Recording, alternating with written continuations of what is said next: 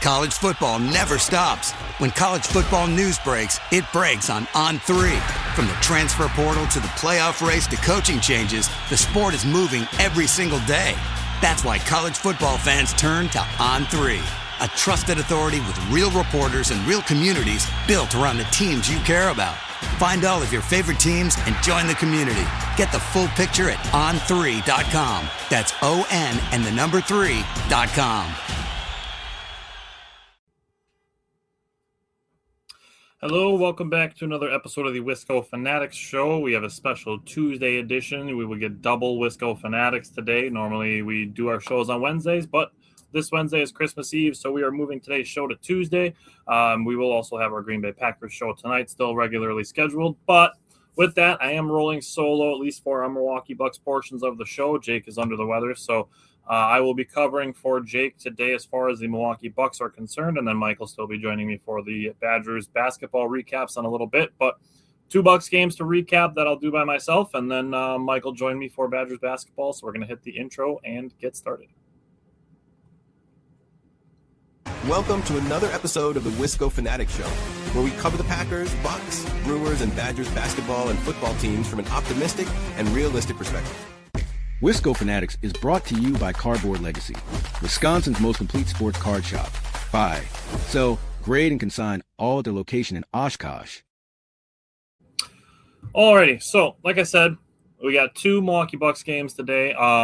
With that, also tune into the Wisconsin Sports on the Go show with Trage tomorrow evening if you can. That'll be around 6:30 is when our segment will be on. But I joined Trage covering for Jake, who was also sick last night when we did our recording. But we're on the radio now as Bucks correspondents, and we actually started dabbling a little bit into the Milwaukee Brewers. So I think we'll probably be expanding what we're doing with our radio show as well as guests on the Wisconsin Sports on the Go show with Trage. So we're very thankful for him for allowing us to jump on with him.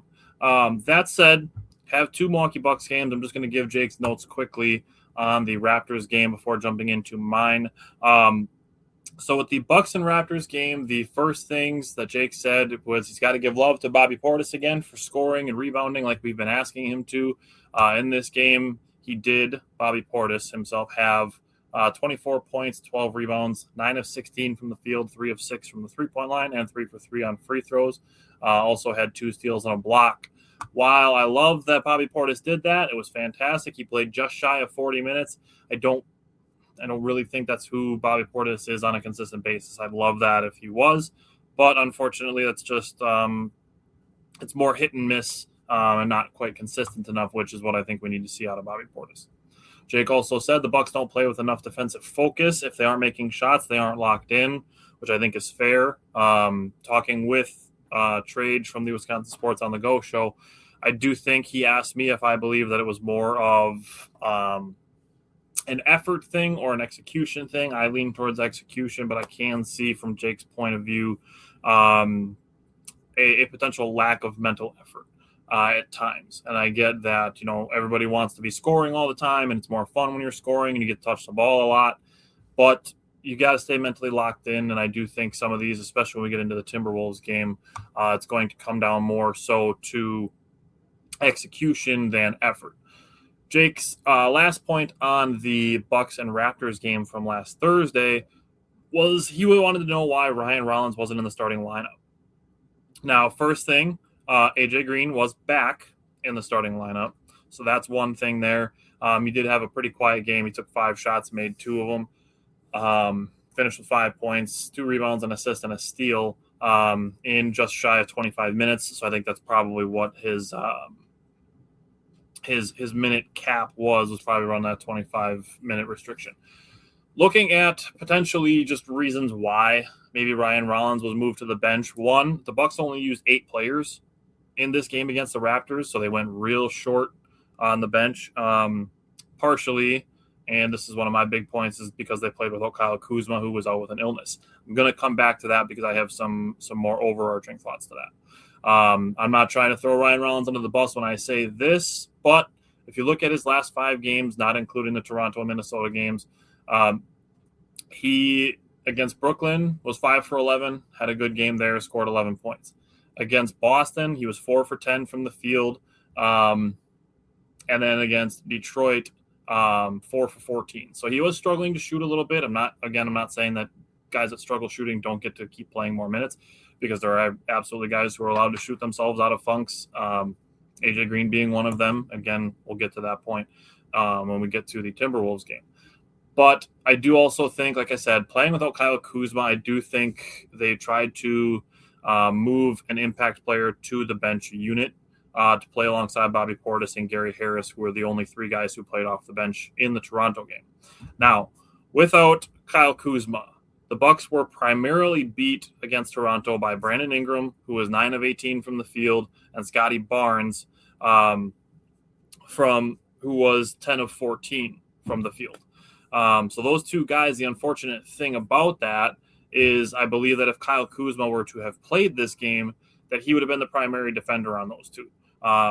That could have helped the Bucks. Obviously, having Giannis could have helped the Bucks too, but having Kyle Kuzma, I believe, could have helped swing this game in their favor, as they played this entire game, basically, after getting down by 15 early, played almost the entire game between 5 and 9 points down. So it was a single-digit game almost the entire game after they dug out of the hole that they had early in the game, which is something that they need to work on. They need to stop getting down early and then trying to dig themselves out of it. If they can just play even early, then when they make their push, they can start getting leads and playing from ahead, kind of how we saw in the Timberwolves game.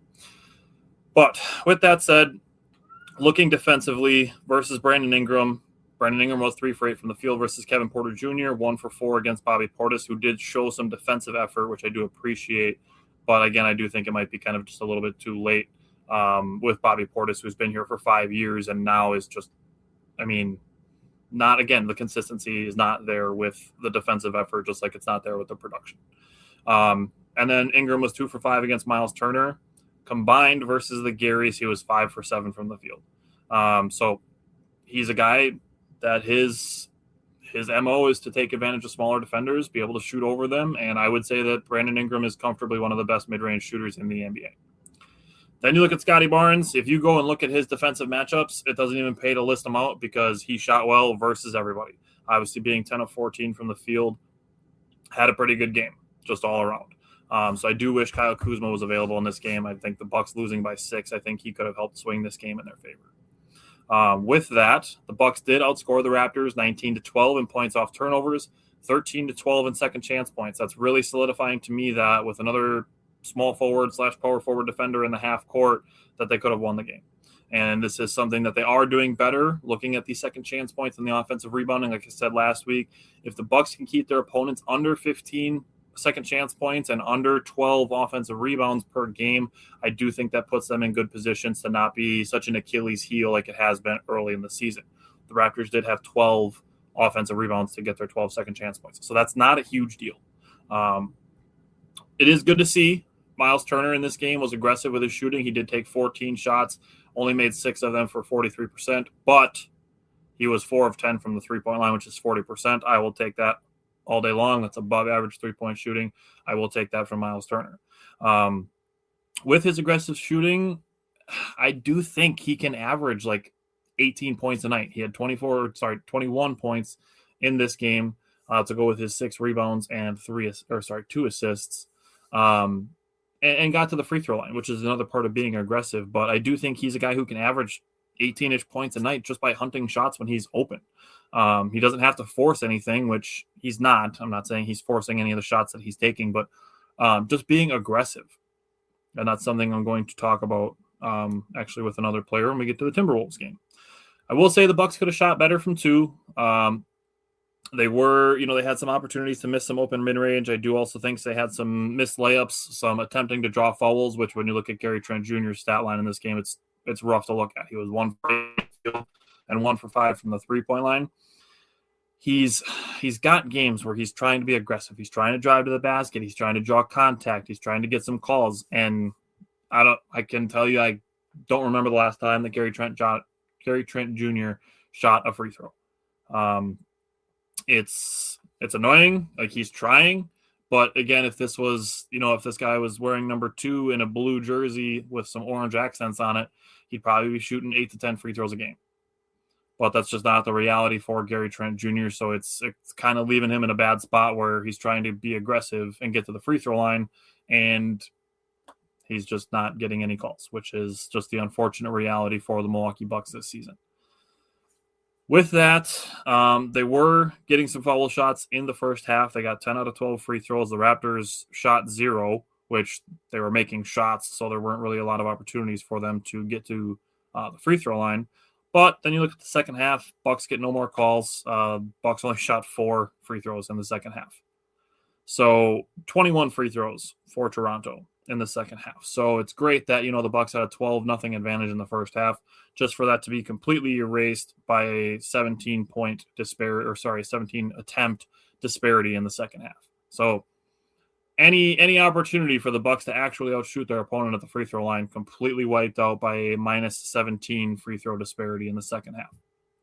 Now, like other games, their offensive distribution did not change much. 18 in the first half, 19 in the second half, 3-point attempts, 12-0 for free throws in the first half. Like I said, is a big gap, but 21-4 is much bigger, unfortunately. I will say this was their first game since the previous Sunday when they got blown out by the Brooklyn Nets. Their ball movement was better.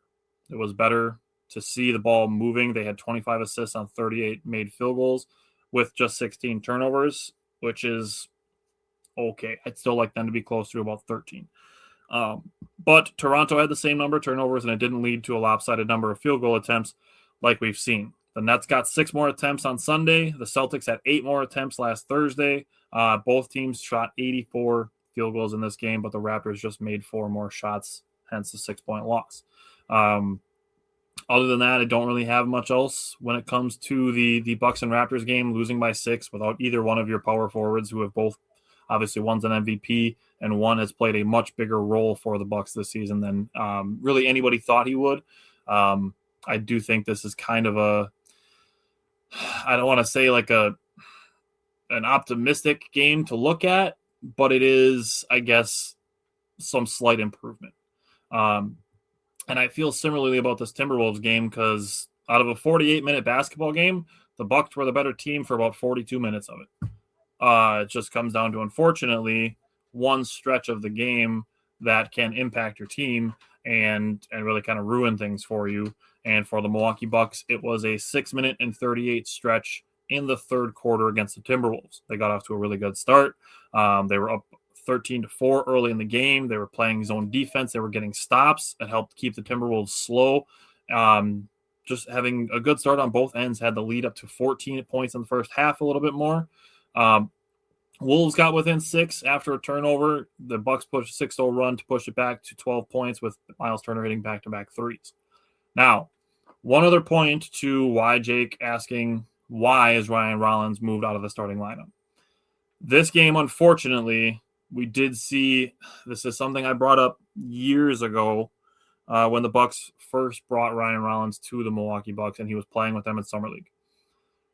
It's not an often thing, but there are times where Ryan Rollins exhibits bad shot selection. And it reared its head in this game at times, and I'm not saying he's the reason why the Bucks lost. That's absolutely not at all what I'm saying, because there were times where I do actually believe that Ryan Rollins getting downhill helped keep the Bucks afloat, helped break some of the momentum that the Timberwolves had when they were going on their big run in the third quarter.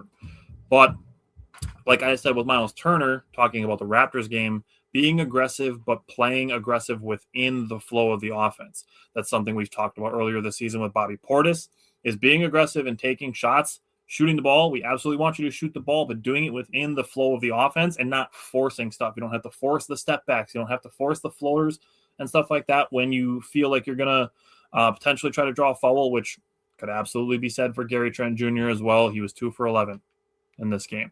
And just unfortunately, I do think maybe Gary Trent Jr. is due for a change of scenery. I love that he came back on a team-friendly deal after performing well in the series against Indiana last spring, but he's off to a really, really rough start this season, and I think he might just benefit from a change of scenery. But I have no ill will towards Gary Trent Jr. It's just an unfortunate scenario. With that, Looking at the third quarter specifically, the Bucks had a 6-2 start. They got their lead up to 16, and then they started settling for some jump shots. That is what's killed the Bucks a bunch of times this season, is when they start to settle for jump shots, taking the step backs and stuff like that. With that, Timberwolves go on a 10-2 run after a timeout, another 5-0 run. It's a 15-2 run for the Timberwolves. The lead is down to 3. Then the Bucks, their aggressiveness is just gone. Everybody's kind of looking at each other to see who's gonna lead and be like, okay, I'm gonna go get us a bucket. And the Bucks run into a shot clock violation, followed by another 3 by the Timberwolves to tie the game.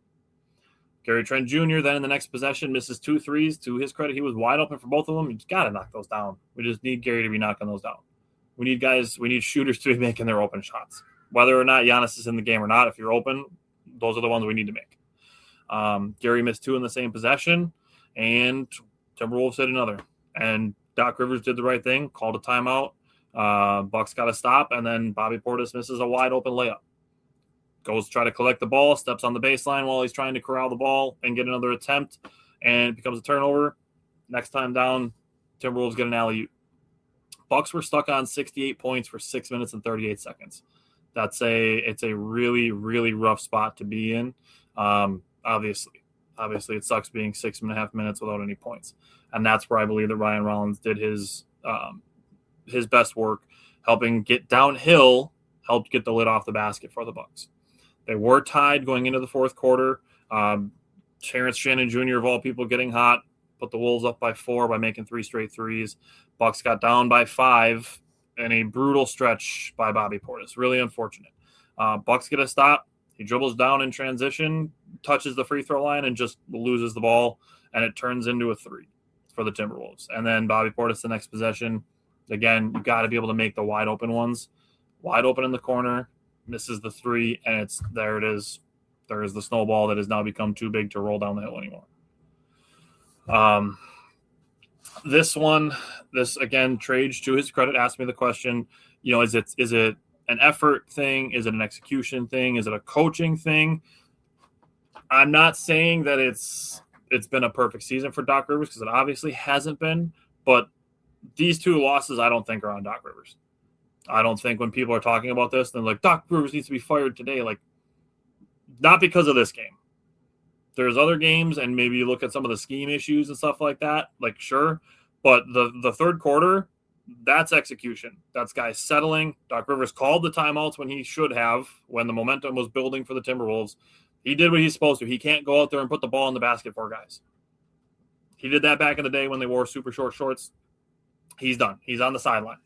He can't put the ball in the basket for the players. The players need to go and put the ball in the basket. They need to be aggressive, and they need to do the stuff that they did in the first half. Like, they built a huge lead, and in the early third quarter, they built a huge lead by being aggressive. Kevin Porter Jr. is a great example. Getting downhill, attacking the basket. Kyle Kuzma, same thing. He only has 5 field goal attempts. If you look at his box score, shot 8 free throws. By getting to the free throw line, by being aggressive. Those are the things that are important. That's how you build. That's how you build. Just essentially, I don't want to say rapport, because you're not trying to be buddies with the refs, but that's how you get yourself to the free throw line effectively, is by being aggressive the whole game and setting the tone. The Bucks, I will say again, they lost this game by 3 points. They lost both of these games combined by 9 points. They were spacing better. The pick and roll, the pick and pop were working effectively. The ball movement was better than the last handful of games coming into this week. And the Bucks were playing well downhill. They got into bonus early in the second quarter and then stayed aggressive. The first half free throws, I was like, oh, okay, this game kind of feels like the Bucks are getting a lot of free throws, getting the free throw line a lot. Shot 16 free throws, made 14. And then I look at the Timberwolves. They also made 14 free throws in the first half, but they had attempted 21. Second half, the Bucks did get 4 more free throws to the 2 free throws for the Timberwolves, but they did a good job. The first half was really, really good. They were beating a good team. They were up by double digits on a good team. It's like, okay, cool. We're going to have, a loss to talk about, but then a good win over a Timberwolves team to talk about. And, to Jake's credit, the Bucks rebounded better. They actually out-rebounded the Timberwolves 51-46 in this game. Kept Minnesota under those 12 offensive rebounds that I was talking about. They had 11, and kept them under 15 points for second chance points. They only had 10. This was, I mean, the big thing for me with this game, 13 to 45 on threes. That's 28.9%, which is woof. You look at AJ Green, who was 1 of 8. This is one of his worst games in his career. I will say he is on his second game back from returning from a shoulder injury. So I will give him some time to kind of get back from that. And then Gary Trent Jr., like I said, maybe a benefit of a change of scenery. He was 2 for 7 from the 3-point line. And then the other thing that killed the Bucks is live ball turnovers, especially when you're in transition. Because like I said, the Bucks' zone defense, I think it did good. I think they were good with it. They got stops with it. They slowed Timberwolves' offense down. But the live ball turnovers, there was multiple times where it led to Minnesota getting points. Minnesota scored 23 points off the Bucks' 16 turnovers. That's in a game they lost by 3 points. If they get down those 3 turnovers, just from 16 to 13, that's 3 opportunities that the Bucks didn't get that the Timberwolves then did get. Looking at the field goal attempts, Timberwolves had 88, the Bucks had 87, and then you look at the Timberwolves shooting 3 more free throws. There's your possessions right there. Those turnovers, that's the killer right there. Timberwolves only had 10. Bucks had 16 and allowed 23 points off turnovers. The Bucks themselves, they only scored 7 points off turnovers. That's a 16-point disparity just in that category alone. So the Bucks, to their not credit, but losing a game by 3 when you shot 29% from the 3-point line. Again, I don't want to say that it's it's an optimism thing that it's like, oh, okay, the Bucks are really close, but I guess it's closer. It's to the point where like my hopes for the season are not dead, but they do rest entirely on the health of Giannis Antetokounmpo. If Giannis comes back healthy, I do still believe this team can go on a run. They can win bunches of games at a time, but they need to be doing the things, building the habits, something that they say all the time with the Bucks. They need to be building the habits that they're going to need with Giannis back now. And I think a lot of these guys are doing that. So again, I'm not saying that, we need to be excited about the Bucks losing games because I'm obviously not excited about it, but I do think the building blocks are there for what they want to do. And then obviously, as trade season heats up, John Horst is going to be aggressive. He's going to build around Giannis, not get rid of Giannis, which is going to be the right thing to do. You don't trade generational players. So we'll see. The Milwaukee Bucks, they do play again tonight against the Indiana Pacers. That is what I would say is pretty much a must-win. Even without Giannis, which obviously, playing without Giannis, not everything is a guaranteed win, but tonight I think is a must win for the Bucks. Other than that, they play Friday at the Memphis Grizzlies. This is part of a 5-game road trip. They play Saturday at Chicago, Monday at Charlotte. The Bucks do have a back-to-back on Friday and Saturday with 3 of those road games, plus tonight being the 4th road game. Looking at it, Grizzlies, Bulls, Hornets, if these guys can win at least 2 of those, if they could win all 3, that would be fantastic because I think we're looking at potentially Giannis coming back sometime around this time next week, maybe next week, Tuesday or Wednesday. So maybe our New Year's present will be getting Giannis back, which would be great. So other than that, Jake didn't really have much on the Timberwolves game. He said they played so much better. This was one where this was their 1 game a week where it seems like they played super hard on both ends of the court. Ball movement was just really good. It didn't get shown on the stat sheet because they missed so many open jumpers. But you compete like that, you wouldn't have the record you have, which I agree. I definitely think there were some games that could have been improved with some better effort. So with that, I'm going to switch over to Badgers basketball. We're going to bring in Mike, so I will have somebody on screen with me now, and switch to the Badgers' loss against Villanova. And I will start.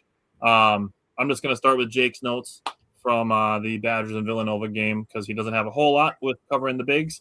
But I'm just glad I got something from him. So, Mike, we can always fill in a little bit. But Jake's notes said that Austin Rapp almost seems like a lost cause. He's 0 impact right now. He's not scoring efficiently, and we can't keep anyone in front of him. So, going to have a very big contrast on Austin Rapp in these 2 games. Yeah. So we can put a pin in Austin Rapp, thankfully, and we'll come back to him.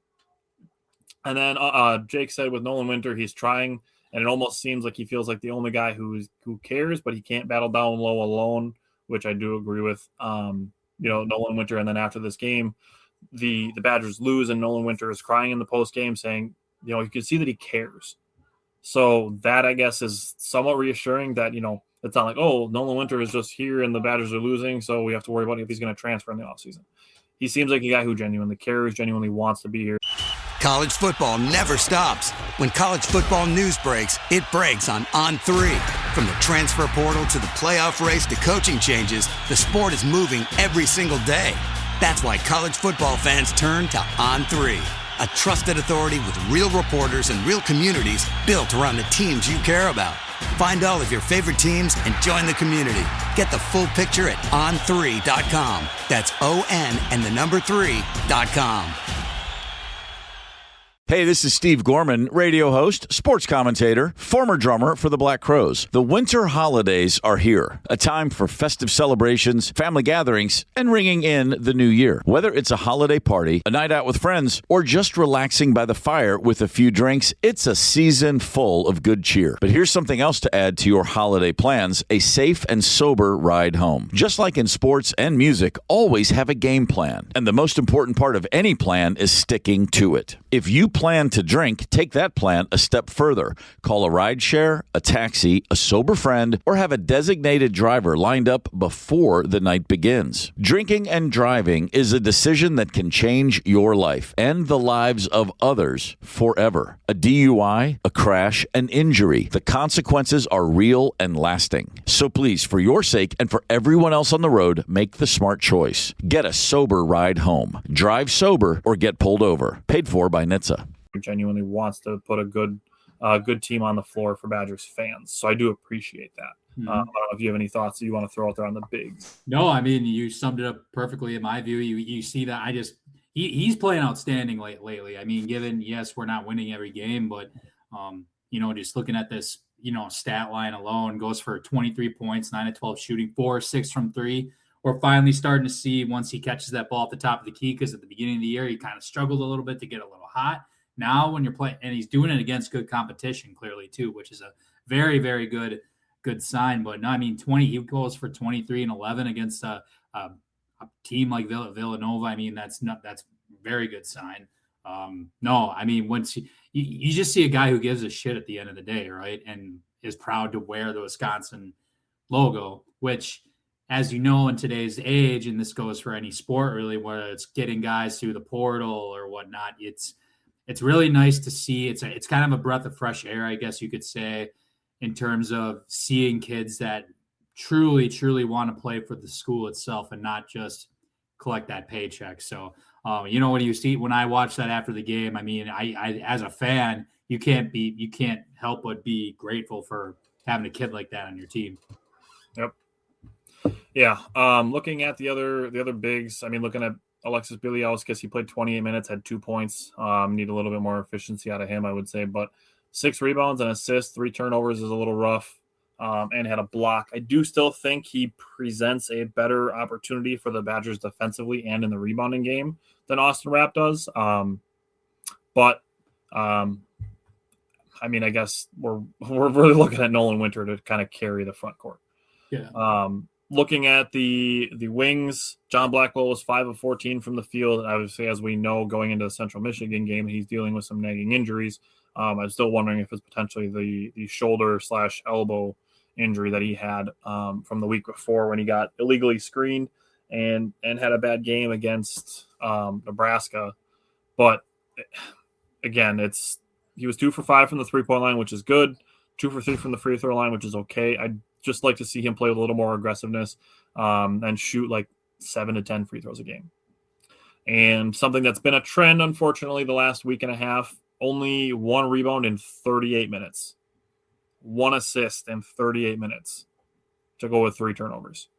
Mm-hmm. So guys finding ways to being able to turn over the ball, but not being able to find ways to put the ball into the guys' hands that they play with, or go and grab rebounds. Like, you look at the rebounding totals in this game, Nolan Winter had 11, Bieliauskas had 6, and Andrew Rohde, the next guy I'm going to get to, had 4. Boyd, the point guard, had 5, and 2 guys off the bench who played 8 and 13 minutes had 2 apiece, and John Blackwell had 1 in 38 minutes. I think it was last week, Rhodey played like 28 minutes. He had 1 rebound in a game. You brought up Janicki playing something like 25 minutes in a game last week and having 0 rebounds. Like, yeah, go join the bigs down there. Go help them out a little bit on the rebounding. Andrew Rhodey, this game, I will say was a little bit better. He was 2 for 4, had 2 for 3 from the 3, made 2 of the 3s, had 6 points. He grabbed some rebounds. He had 4 this game. That's good. He had 3 assists, which is also good. But like John Blackwell, I'd like to see him be a little more aggressive. I will say, to Andrew Rhodey's credit, he played really good defense on the final possession in regulation, getting switched onto a smaller guard. Kind of felt like that's what Villanova was going for. He did a good job to contest a shot and not allow Villanova to win in regulation. And then, unfortunately, this game, Braden Carrington was out, so I don't have any notes for Braden Carrington. But just looking at the team as a whole, allowing shooters to get so clean of looks in the first half was rough. Like the flybys, just not rotating, something I brought up last week as well. And then only having 22 points in the first half. That's laughable. We'll say second half, they were much more downhill. They chipped away, erased a 15-point lead, tied the game with 31.6 seconds left, got to OT, and then they just missed basically every shot from every spot. But I guess kudos for getting this game to OT in the first place. But it's like the TCU game for me. Like this one, it's not like the Nebraska and BYU losses where it's just like, Jesus, you just got demolished. This one was like, okay, it was great that you chipped away and got back in the game late, but you needed that effort sooner to not be in such a big hole that you can't come back from it. Mm-hmm. So what did you take away from the guards in the Villanova game? Yeah, I mean, you kind of summed it up right there. This is like a tale of 2 halves in this game, right? And I guess overtime too or whatever, but yeah, but I'll start with because I'm going to go into a couple other stats that are a little mind-boggling. But no, I mean, Nick Boyd, kind of what you brought it up. I mean, he played with the overtime. It seems a little over the top, but he played for 42 minutes in this game. 19 points, 5 rebounds, 4 assists, 2 steals. Still 3 turnovers. That's stuff that we do have to clean up. There was definitely a stretch in this game where he was definitely looking a little disjointed, frustrated, and yeah. But I mean, we just got to clean that up at the end of the day. But I will say, to speak to his credit, I mean, between the big 3, quote unquote, between him, John Blackwell, and Nolan Winter, they accounted for 56 of the 66 points, right? So that's just one of those. Put a pin in that too, though. And I'm going, and that's something I'm going to get to soon. But I mean, just to finish up here with him, still 7 of 17 shooting, 2 of 5 from 3. I mean, again, he showed signs of life for sure. He was a big part of why we got back into this game, that we were in this game in the second half. But there's definitely some, as far as decision making goes, that he has to clean up quite a bit, I guess, in my view. And he also, in my view, too, and this is, I can let you chime in on this too. He's definitely more of a scoring guard, I think. After watching him for the first half of this year, I would almost put him in a scoring guard category rather than an actual true point guard. I don't know what your thoughts are on that, but I think I'm leaning towards that. I think he's more of a push the pace type point guard. Yeah. That's the thing I see him doing the most, is pushing the pace, which is something you want a point guard to do. Then he is, he's not like Tyler Kolek, who is like, all right, let's run the offense, let's pick it apart, and let's find the open guy type point guard. I think he's a push the pace kind of guy, which is still good. Like, you still want that on your team. It's just a different style. Yeah, it's again, we talked about this before the season started. He's a different kind of guard that Wisconsin's not necessarily used to. So I guess it's just different watching, but no, it's all right. But and now we get into the points where I'm not going to be too happy about. I mean, I talked about this with him before. Jack Janicki comes in, plays 13 minutes, did get 2 rebounds, 1 turnover, 1 shot attempt. Okay, now, and this goes into my point about the bench. The bench had 2 points this whole game on 5 combined shots. That is it. Now, I know Braden Carrington was out. I get that. But you also have a kid like Jack Janicki who's got experience playing 20-plus minutes in a game multiple times. And you also have somebody like Austin Rapp, who also say I would put him in the same category. And unfortunately, and I'm going to put Hayden Jones maybe not quite in that category, but I mean, this bench production has just got to get better. It's got to get better ASAP. And thankfully, when we talk about this next game, we're going to have something positive to speak about that. But it's something that has to get better long term. I'm definitely disappointed in the season that Jack Janicki's having so far. I have expected more out of him, and I do think going forward, his minutes are up for grabs, and there's a reason why a certain someone played in this last game. You want to just transition into it right away, or you got more you want to say about Villanova? Actually, let me go. I'm going to call out a couple things. One more call out, I guess. The biggest like key in this game was the turnover battle, right? Wisconsin had 16, Villanova had 8. The points off turnovers, 15 for Villanova, 3 for Wisconsin.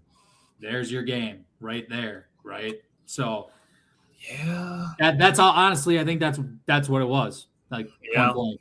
If I am going to take away something positive, I'll close it on that.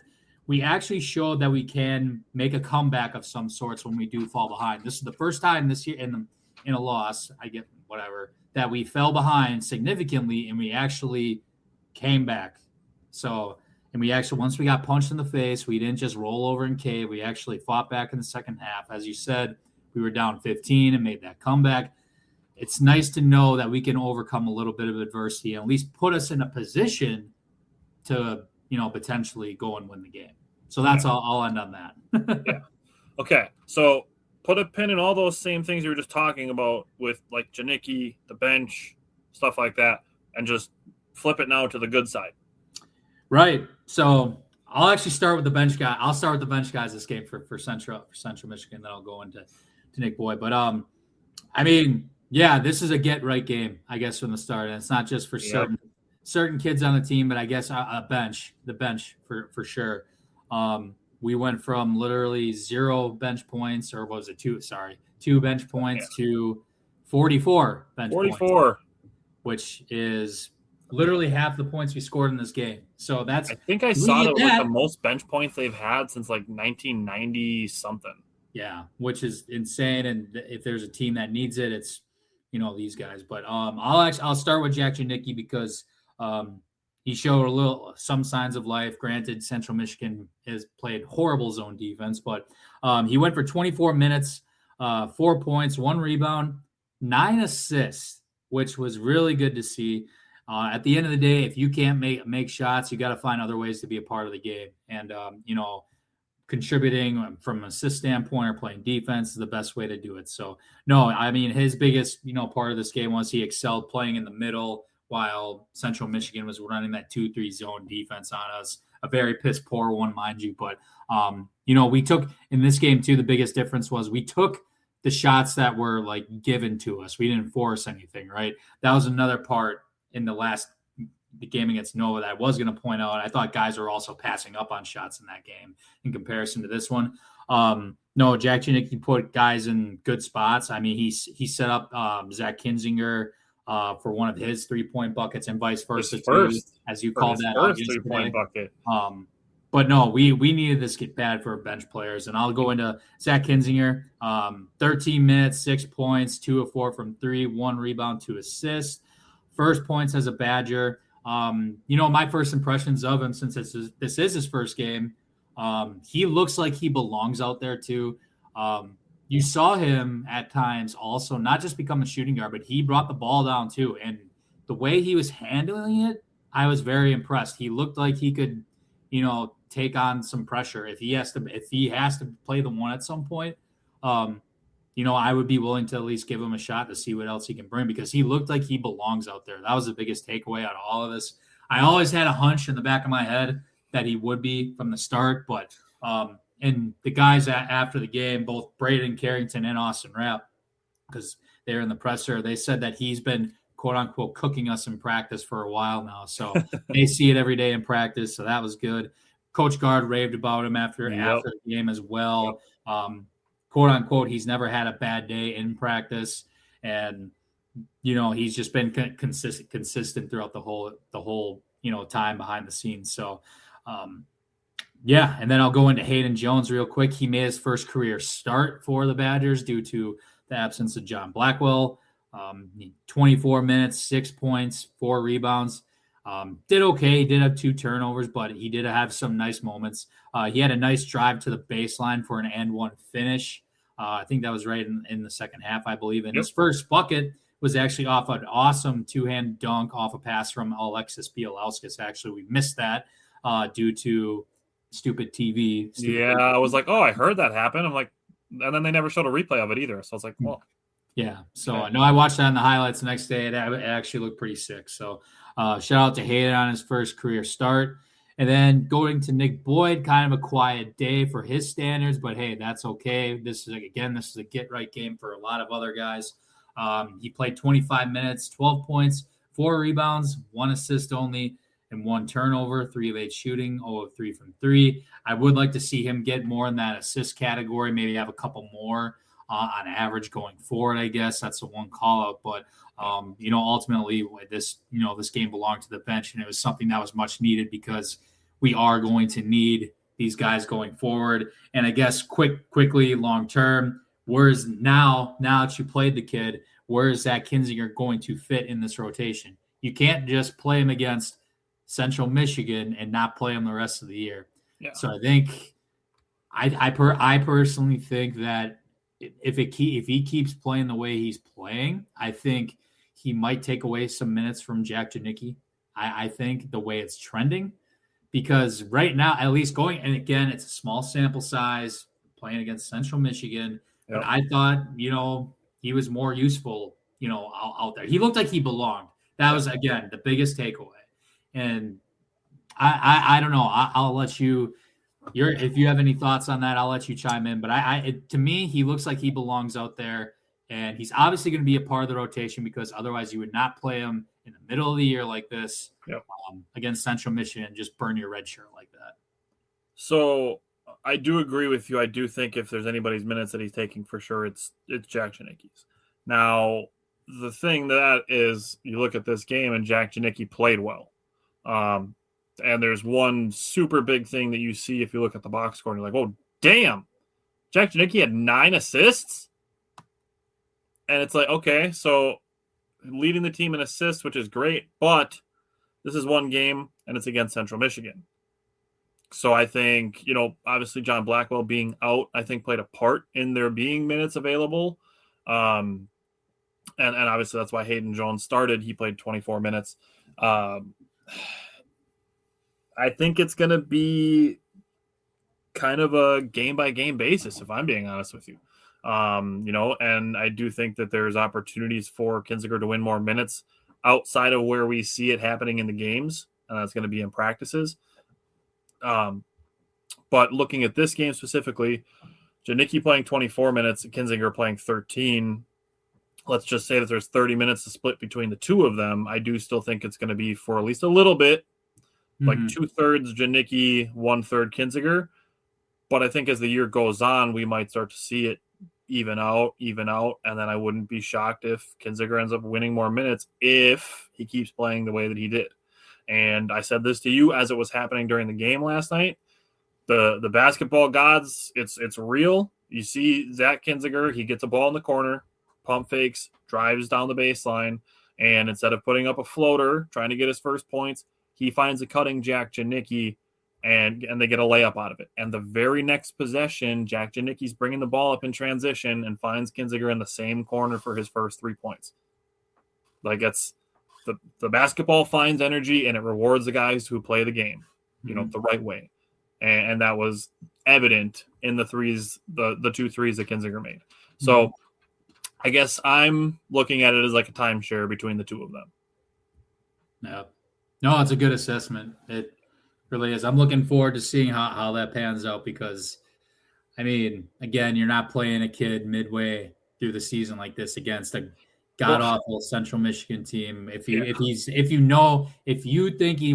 going to be a part of this team yet this year, there's a reason why they played him. They're not going to sit him the rest of the year now. So, and like you said, that they've been raving about him in practice and stuff like that. Greg Gard, to your point, you brought up, maybe wanting to see him last week. when Jack Janicki wasn't playing his best and brought him up playing. And Greg Gard basically said the same thing, that he's talking to the coaching staff and like, hey, we might have to play him with as well as he was performing in practice. So good for him. I'm excited to see more of him. The Badgers only have one game between now and next Wednesday. So they have Tuesday against UW-Milwaukee. And then after that, they start a gauntlet. Yeah. And that's when we're going to find out a lot about the team. Yes, we will. So it's great seeing. I'm just going to read Jake's notes on the bigs. This being the game where Jake said that Austin Rapp was the player we all thought he could be, obviously versus a lower competition, but a step in the right direction. He played good enough defense and did a good job of mixing up his shot selection.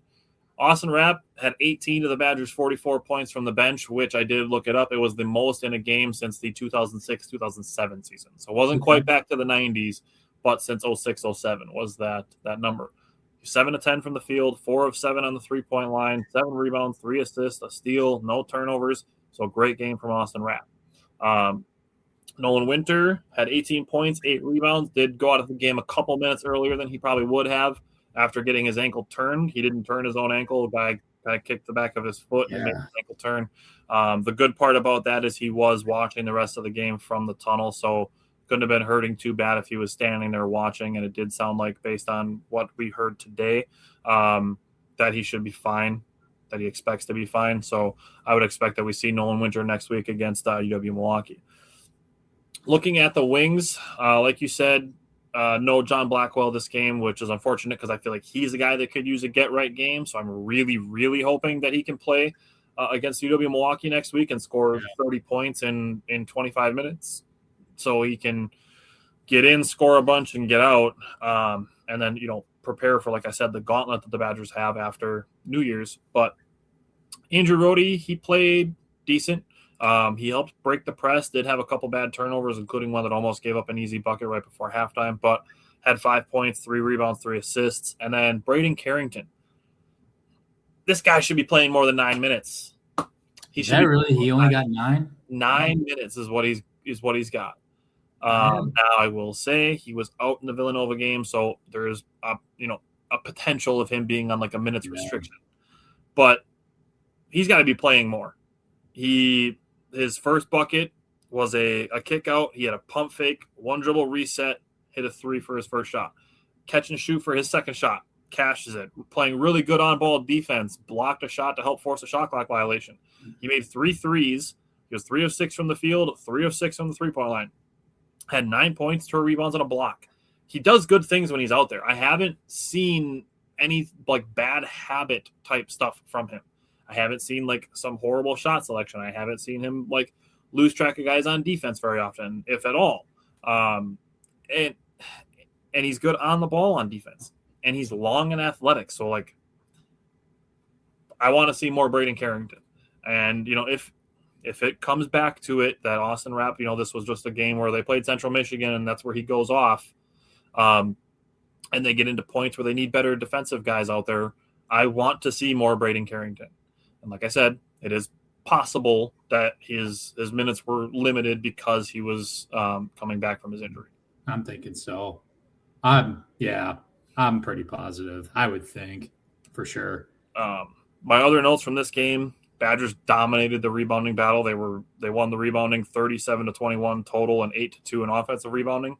And I will say the biggest thing for me this game was better ball movement and better off-ball movement.